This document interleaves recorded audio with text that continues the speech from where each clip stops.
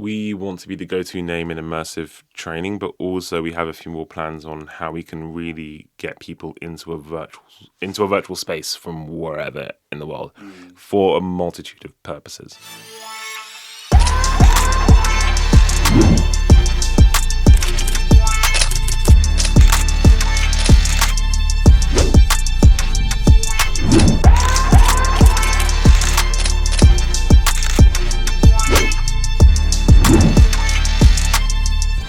Dami, welcome to the Futr Included podcast. Great to be here. Thank you. It's great to have you on this episode.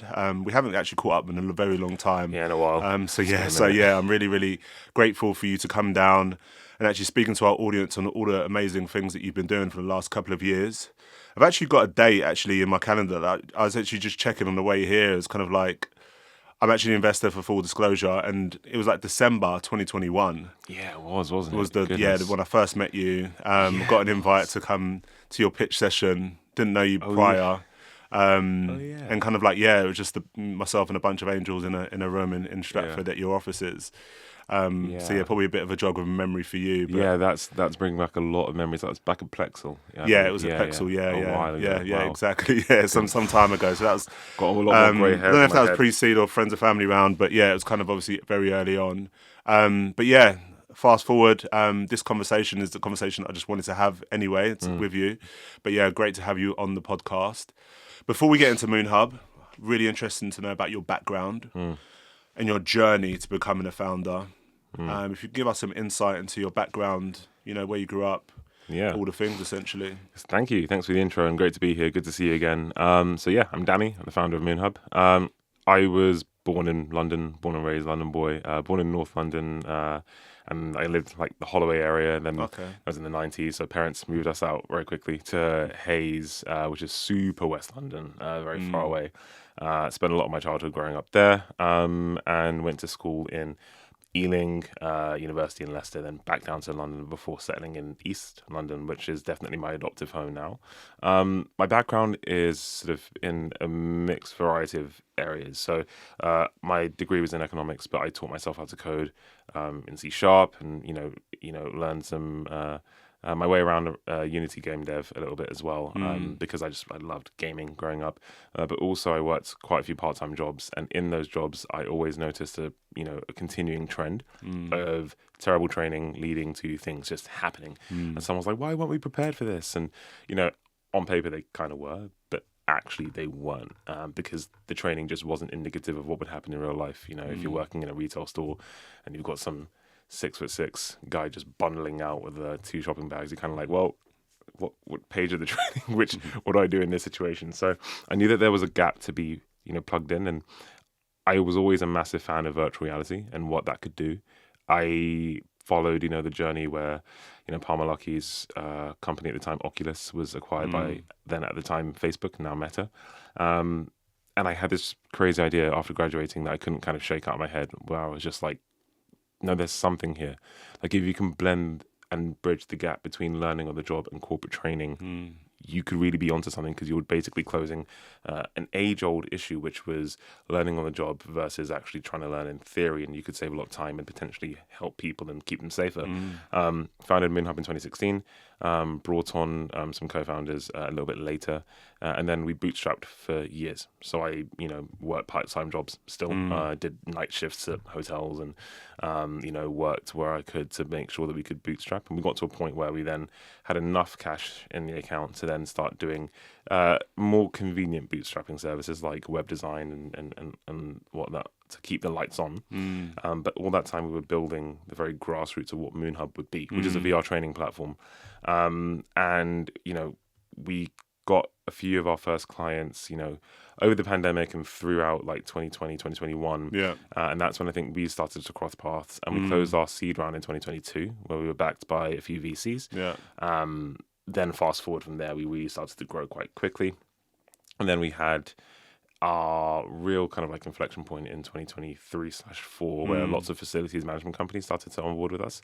And it's kind of naturally who we thought would by our platform. Lots of security officers, lots of people who need on-site training, and we were able to then just keep growing and capitalizing. And yeah, now we've got a lot of things going. I gave you a real whistle gave me a whistle-stop tour of over a decade of just everything. there.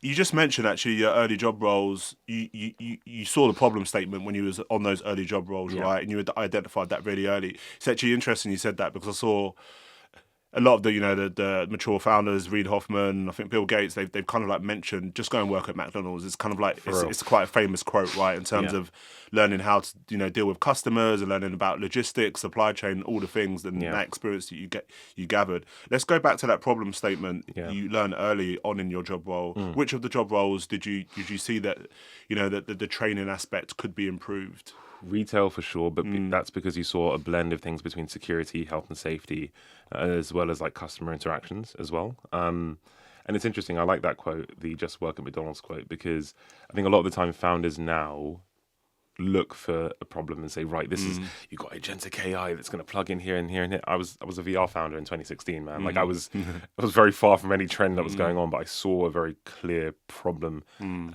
I knew, especially speaking to the security officers, say if an incident had just happened or what have you, that there had to be something that could be done to make their lives a lot easier.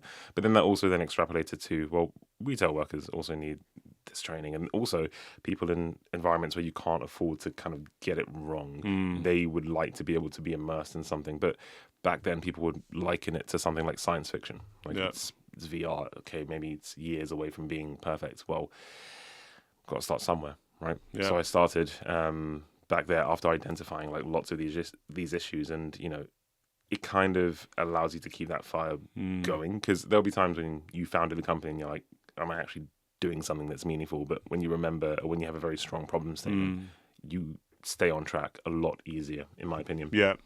And just kind of like you mentioned that you were bootstrapping for quite a long time. Like you sat with the idea and that problem statement for a long time, and you done a lot of that research that kind of like over a long period of time. So when you did invite those investors, prospective investors, to that pitch session, I was blown away by your deep subject matter expertise. And like, for all investors, lead VC, that's what they look for a lot of the time. So speaking to the audience now in terms of those founders that are kind of like really trying to rush that process, it's very, very tricky to do so, especially in this race now that we're seeing with, amongst AI.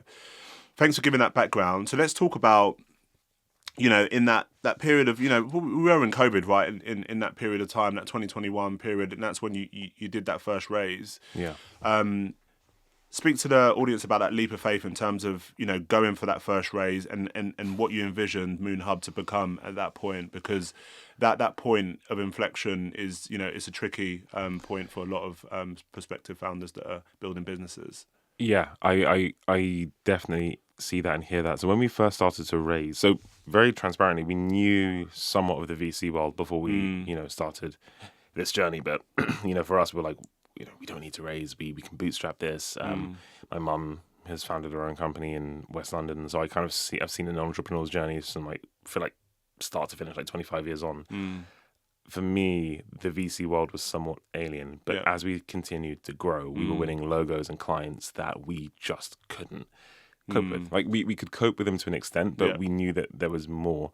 So we started trying to fundraise, I think, we lightly started toying with the idea in 2020, and then we really started pushing for it towards the end of 2021, and we closed it beginning of 2022. That process was interesting. We were, I'm sure Hugo won't mind me telling this story from Pi Labs, but basically we had gone through quite like an extensive process, and then I remember I was on holiday with my family for the last IC. I remember I was in a hotel lobby, and for anybody who doesn't know how an investment process works, you go through rigorous due diligence. Lots of things looking at sort of your structure, your IP, your customers, your revenue. They'll do customer interviews, investor interviews as well. So one of our angels at the time, he still is till this day. I have a call with him later on today. Is Miles Jacobson, the studio director behind Football Manager. And I remember like me asking him like, hey, I've got these VCs who really want to speak to you to like ask about your experience being an investor. So lots of rigorous due diligence. And then after all of that, I get a call from Hugo, and he's like, so Dami, congratulations. Like, we've chosen, to invest in Moonhub. I was like, wow, this is incredible. And he's like, yeah, but you're going to have to like double the amount you're raising. I'm like, okay, so you guys going to give us that? And I was like, no, we're going to find it somewhere else. So that was really interesting because it kind of showed me that, there's a way that the VC world works where they want to also couple their strengths with other investors. So I kind of had to do another round in a very short cycle within like 2 months and go back out to market to find it.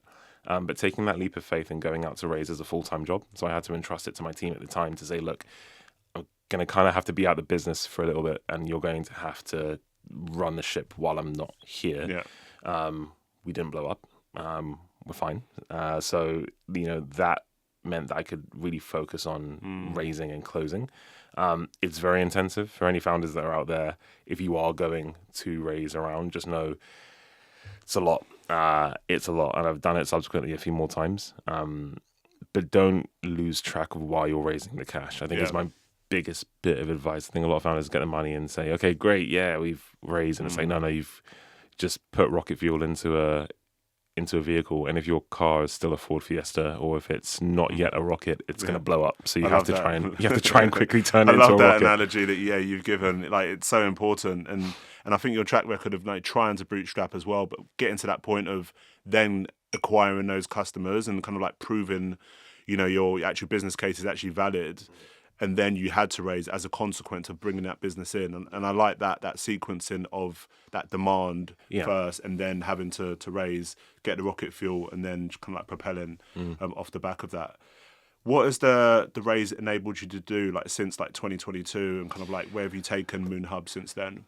It's a really good question. It has allowed us to grow our team. We've made mistakes along the way, but that's kind of what happens when you go from a team of like this big to this big, and you do it overnight and you grow.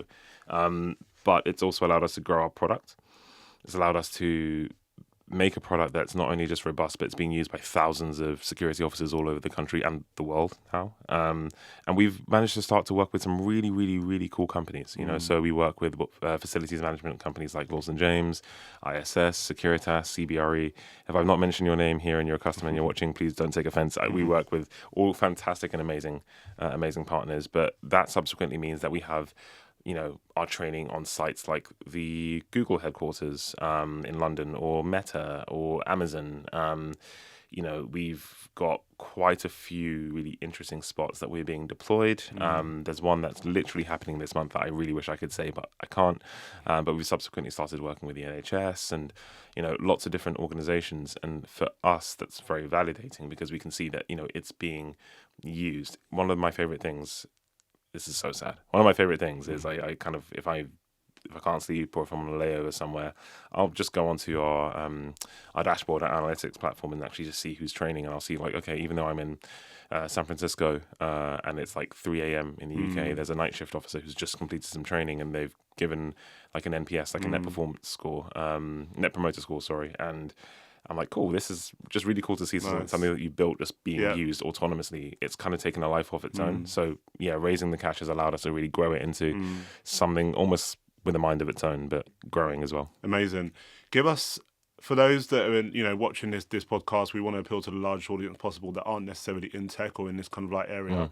Give us the most basic example of the product you built and how your customers using it. Oh yeah, and what value it brings to the customer as well. That would have been a good place to start. No, so we're Moonhub. We are the VR training platform that basically allows people to train as if they were on the job from anywhere at any time. Just imagine putting on a headset and being put in a photorealistic environment, video realistic really, and being able to be given a score based on how well you can perceive your environment. So if you notice that there's a fire door that's blocked that shouldn't be, and you notice it quickly, our system will be able to give you a score based on your overall perception and your awareness. So fantastic for security officers and similar adjacent industries. And we have an online dashboard filled with data and analytics that people use as like a scoreboard or to track their own progress. But it's training data that you can almost like feel it's real. And, we have a patented scoring system which basically looks at anybody who's done a driving test and you've, done the hazard perception test. Think of it like that, pop it into a VR headset, and that's basically what we do. It's a simple look and click. We call it spot and jot. But then it allows for lots of really cool data capture, like your knowledge, spatial awareness, intuition, but all from that simple motion. So it allows security officers to train without having to worry about lots of bells and whistles and faff. You can do a training scenario in 3 to 5 minutes, jump out the headset, get about with your day and come back to it later if you really want to.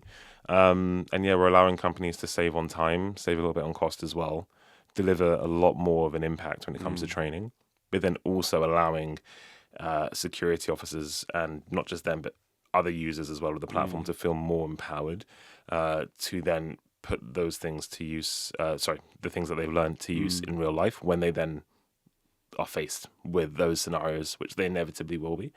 That's Moonhub in a nutshell. Great explanation. That's really, really clear in terms of the way you've explained it. How have you been able to build this platform? Like in terms of, obviously you've got a technical background as well, like you mentioned, growing up, you actually did a bit of coding, and that is of value to, being a founder, even if you're not hands-on actually doing the build. Yeah. Like give some context and kind of like... Blood, sweat and tears for sure. But then outside of that, I would say, so at the very beginning, we also had some like developers who we brought on that we knew would be quite passionate about this as well. They're still with us till this day. So about 6 years on. So we had a small mobile team of developers very early on. Their technical knowledge far exceeded mine for sure, and it really helped because I had good idea on what to do, and executing it was very much within the dev team's remit and their power as well. And as we've grown, I have the fundamentals of how the entire system should work. So I wrote the patent that then subsequently got fleshed out by our law firm and then filed. And because that vision, we haven't really strayed from that vision since then. It's easy kind of for me to still say, right, the North Star for this platform is still ongoing towards what it was eventually meant to be. And as we look to new technologies like Gaussian splatting, and if anybody hasn't heard of Gaussian splatting watching or listening to this, go and look at it. It's really cool. Think of taking like a super high def photograph that's immersive that you can walk through of any space. It's incredible stuff. Growing it and building the company throughout the years, I've been as involved as I can, but I'm usually the person who comes in with the idea and throws it at them and says, right, is this going to be feasible with what the product roadmap is right now? Not built with my own hands in a very long time. I kind of miss it. So I'm looking forward to getting more involved in that side of things. I think sometimes when I speak to some members of my team, I'm like, are you sure that's going to work? Is that going to flow quite well? Or is X, Y, and Z? I throw a bit of knowledge in there. They're like, oh, actually, he actually kind of knows about the product. I'm like, yeah, I miss it. I miss that. You're still trying to stay in the weeds of what's going on from a technical aspect. Can you just speak a bit more about patents? What is your market coverage of the patents that you've gained, and what is the benefit of a patent to a startup like yourself? I won't go too much into the coverage because we've got a few pending in different regions that we don't want to draw attention to. But in terms of the remit, it basically, when we first initially filed for the patent, it was mainly to actually stop people from stopping us. We were that confident on the execution of what we were going to do that we were like, look, the patent will be a good blocker if we really do need to enforce it. But actually, this was just so that somebody couldn't blitz in with $50 million as a raise after we've done lots of hard work and say, right, we're going to patent this idea. This is our idea. You can't do it anymore. Blah, blah, blah. Like, no, this is fundamentally ours, and you can't copy it. And if you do want to copy it, that's fine, but you can't stop us from doing it. So, the patent has served its purpose so far. It's done its job. And I think, one of my investors said that, look, patents are patents, it's fine, but if what you're doing is truly unique and it's that difficult to do, don't worry about somebody coming back from the ranks like to overtake you. If what you're doing really is that game changing, it's not going to be super easy for people to come and just blitz past you. We have the patent and we do make sure we keep it as somewhat of a nucleus to what we do, but we're not going to over fixate on it. Sure. Give us some context about how you took your product out to market. So the go-to-market strategy, you built, your product, you've had developers that have been with you for like last, 5+ years, etc. Like, how have you been able to acquire new customers? Trenches, man.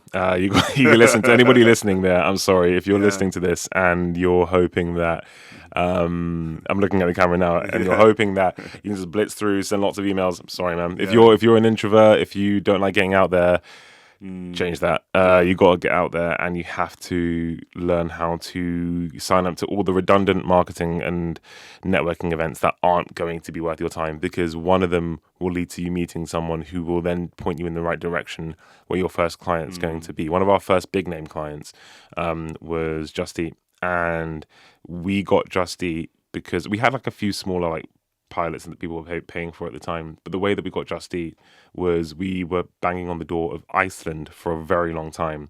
For anybody who's listening who's not in the UK, Iceland is a frozen food grocery store here.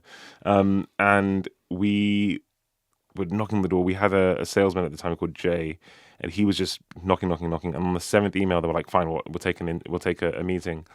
And when we gave them the demo, this was like 2019. They really liked it. They were like, "Wow, this is fantastic."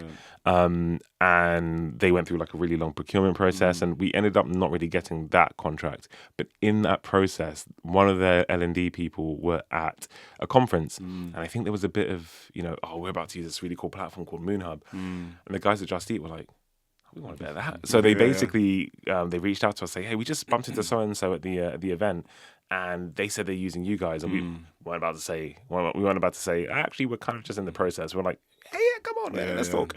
And when we spoke to them, when we showed Just Eat what we did, that was literally as we were going into lockdown. Well, actually, no, sorry, it was before that, but we signed them on board. Then their project spilled over into lockdown as well.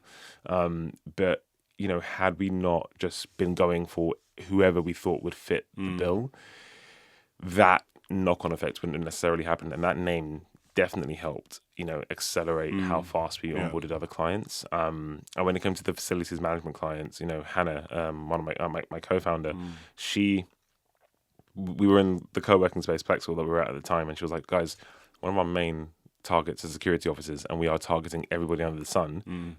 We have security officers right here. And we're like, actually, that's not a bad idea. And that site became our first security functioning site. Okay. So, thinking outside the box, but also face-to-face, in person, if you can, it's one of the best ways. If you find a champion who can then push from within the company, you're going to be a lot more better off than just, spraying and praying and hoping that you're going outreach marketing campaign, right? Yeah, at the very beginning anyway. We speak about a lot about kind of like founders, kind of like profiles and kind of like what they're comfortable with doing. Like everyone's got different character traits and kind of like getting out there and like being that face of the business, or whether it might be the co-founder, it might, being a business development person or whoever it might be. But I'm sorry if one thing, the word comfortable I've not felt in I think I felt comfortable in 9 years, man. You've got to come out of your comfort zone, right? I've not been in my comfort. I can't remember what it feels like. And I kind of miss it. I do want to find it again soon. But running a business or running a company and comfort they're not synonymous. You'll have to do things that you're not necessarily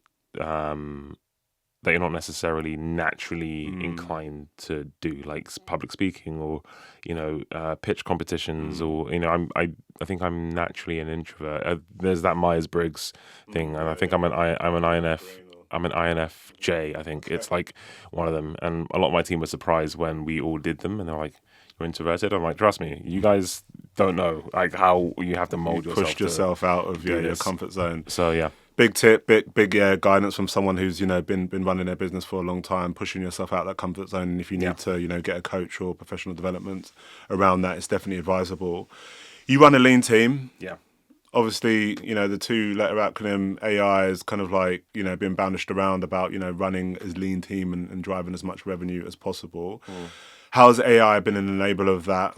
Like, how have you been able to run that lean team and continue to accelerate in terms of revenue and growth? Yeah, we have a very firm rule with AI for right now, and that is whatever we implement AI for, we have to make sure that it's not something that if that company were to turn around and charge us $10,000 for a month, we're absolutely, I don't know if I can say the word screwed, but screwed. We implement it for things like productivity workflows, and whenever it comes to something customer and client facing, we're working to intertwine it in a way that our IP is still really interwoven in there, so that the AI itself isn't like just the bones. It's giving us some assistance, but our IP will still be like the main crux of that output. So we've used it at the moment to help companies and customers like, increase how quickly they can create like scripts to work with us and train with us as well. And, even teams like internally being able to use like company knowledge that we have like stored to be able to extrapolate like the process of building out a scenario or scenario matrices or, planning them. And as we continue to go forward, it will allow companies to also kind of do something similar. And I think that, if you're going to use AI for your company, like do whatever you want, honestly. But if you want to build a company that isn't going to be at the mercy of OpenAI or any company for that matter, you have to make sure that there's also a very unique spin. If you don't mind that, and if you know that it's going to be a very quick raise, grow, sell, and then do something else, cool.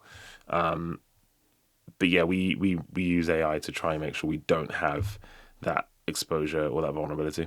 Got you. Your platform, the development of your platform, obviously you're enabling your customers or your clients, I should say, to kind of like build out their specific use case on your platform for enabling it for the benefit of their business. How do you see that developing and growing in terms of like that journey that your customer takes, improving the outcomes that they're able to drive for their own business? Oh, sorry, my competitors are listening, so I can't say too much. Not specific examples. But we are going to allow them to basically do what we do for them. So whenever we create custom content, we're on a very good track to allow them to basically do that themselves from the comfort of their own sites. Okay. Meaning that we open ourselves up to way more regions, even though we're region agnostic at the moment, we open ourselves up to way more regions on a lot like shorter timescales as well. And I'm really proud of the team for what they've already managed to do with what's available in terms of tools. I'm really excited to see how the company and its vision comes full circle. When I founded the company, nearly a decade ago, sorry, existential moment. Wow, I'm old. Nearly a decade ago, I think at the time I knew where the technology could get to, and kind of seeing it get there now and us kind of growing alongside it. I'm looking forward to seeing how that our customers and our users move alongside us and start to be able to do things that we've been planning for some years now. Yeah.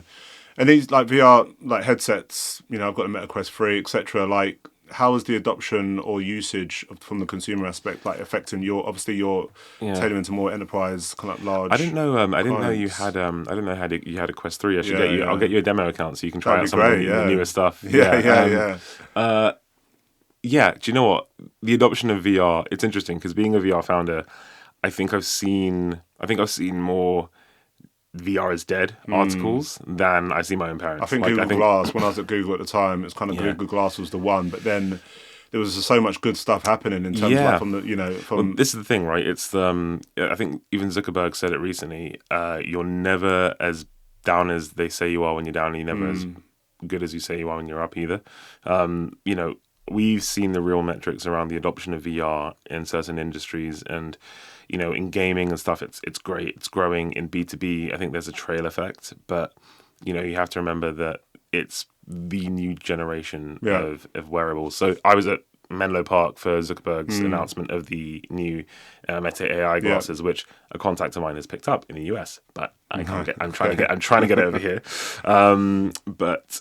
It's interesting because now all of a sudden having a visual display in your glasses within your wristband is real. I used it. Like it was very surreal to see that, and that's going to give the adoption of head-mounted displays, HMDs, a massive boost again. And VR has gone through several inflection points, and I think what the market tends to think, or investors, or everyone seems to think, all right, it's going to be one inflection point. And it's like, no.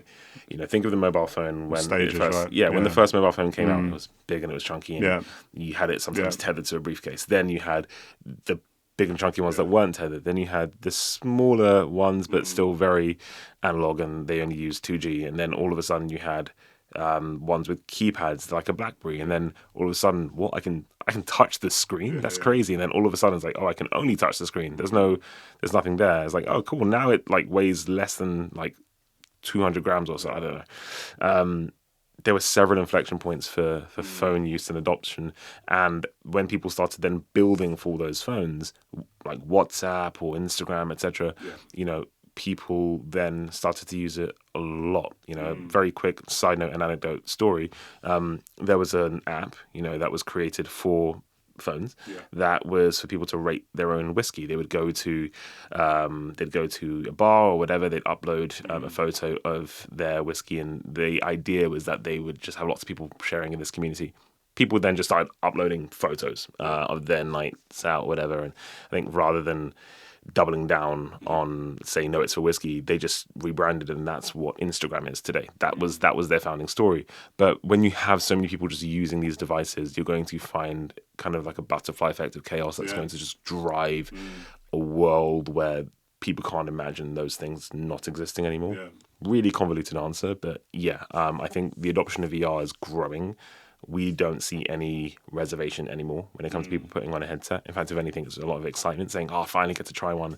Or even better, it's like, no, my son's got one. Or I have one myself, and now when we spend no pitches or meetings explaining what a VR headset is or how to use it. Most people just like, no, I know, this is the controller, this is this. I'm like, very weird to like 5-6 years ago. 100%, yeah. I think I remember when you first were speaking about it was kind of like, I was just thinking about all the implications about batteries and kind of like cables and all the things now, but versus kind of like seeing like the Ray-Bans and just putting them on, right, and the usage of them with social media activity now.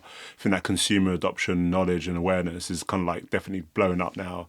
And I think those stages that you mentioned so articulately with the stages of the phone are a great example of how that's kind of come to life. Cool. Just switching gears back to Moonhub growth plans for the future.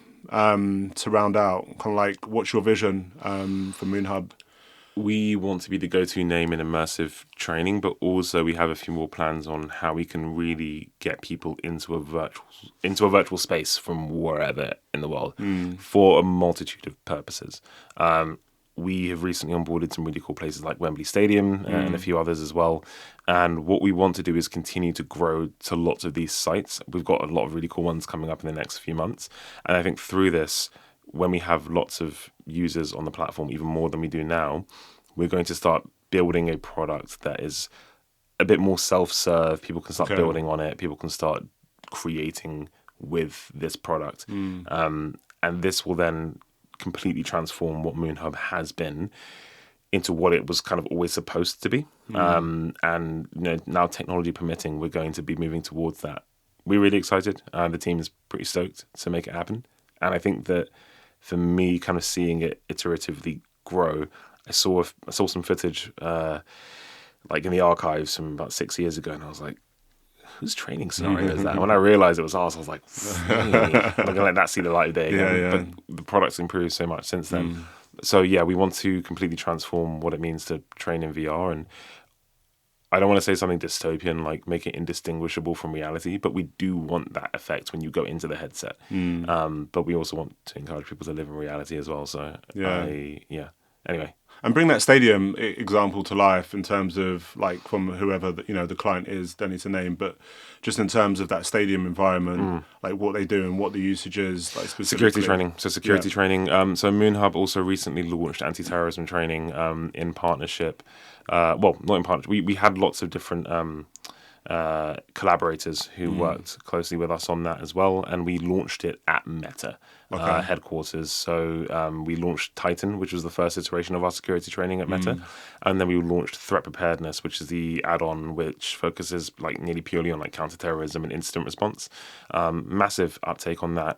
These are like off-the-shelf training modules that we do. Really good uptake on that, and these are the kind of things that security officers at Wembley Stadium are training on, but we also then create some custom content for them as well. And it's exciting because it's exciting to see such a good adoption of this tech. And as you know, like we have laws that are coming into place, like Martin's Law, that's achieving, I think, royal ascension soon, or has already done so. But, depending on when this podcast is released. But, I think it shows that there's a real need for what we're doing, and I think the use cases are starting to grow. They're coming to us with ideas now, saying we actually think about. I can't give the specific Wembley ones away, but we're thinking about X, Y, and Z because this stadium has X, Y, and Z. And we're like, cool, we can do that. We can make it work. More often than not now, if you go into one of the bigger iconic buildings in London, the security officers may train on Moonhub. So Love that. Incredible. And you mentioned NPS earlier on, but like what other data kind of like how does your clients like you leverage data in terms of like iterating on it and kind of like producing kind of like a better output for their use case? Yeah, we can tell them, how quickly people notice things, whether or not they're looking in the right place around the right time, their intuition, their spatial awareness.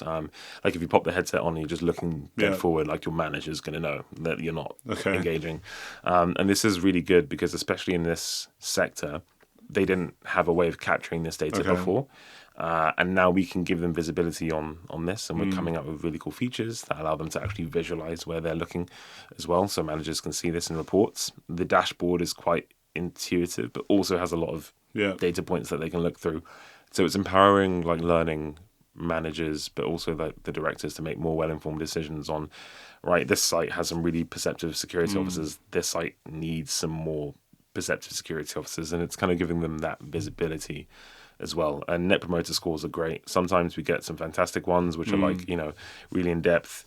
Sometimes they're like, I dropped the headset and now it won't turn on. It's like, it's not us. It's fine. We'll point you in the direction of whether it's Meta or ByteDance or whichever headset company they bought it from.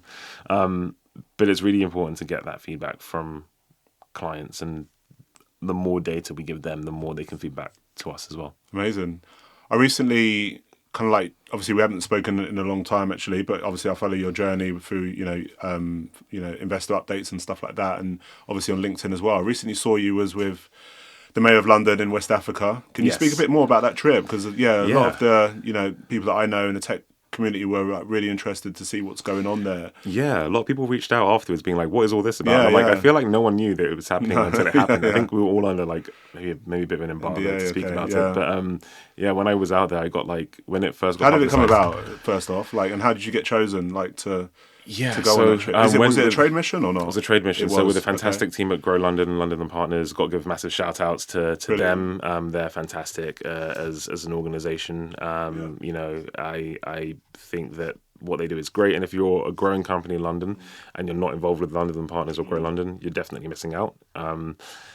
Now, in terms of the trip itself, I was on a trade mission, I think in March, to California, and I came back, and I think there was some interest then, kind of an interest drum up around this trade mission to Africa. So it wasn't just West Africa, it was also South Africa. And we kind of fit the remit, right? Because we had lots of potential clients there, but also one of our clients here is headquartered in South Africa. So there was a pretty good blend between the two. I applied.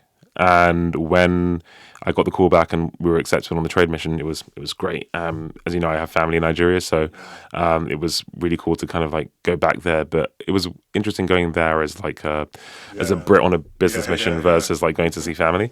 And what we were basically there to do was kind of bridge the gap closer between London and Lagos, then London and Cape Town. And we were there, we met some fantastic companies. So we sat down with, Dangote's team. Mr. Dangote himself met with, I think, a couple of the senior delegates from the London team. Obviously caught up with Sadiq briefly on a few of the legs as well, and caught up with him, told him what we were doing. And the trade mission was essentially to show these major cities that London is serious about its companies, and this is who we have to show.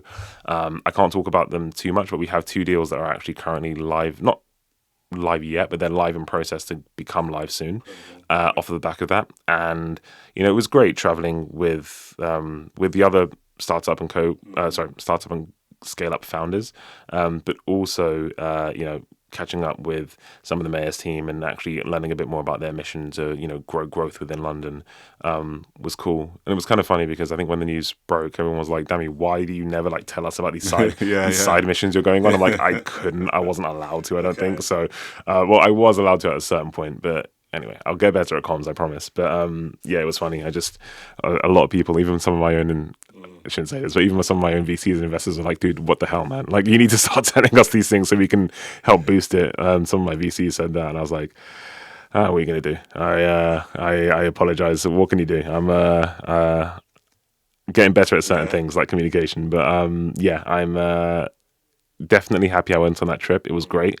And it's definitely brought us some, not just more visibility, but also more opportunities around that continent as well, and it has done for some other people who are on that trip too.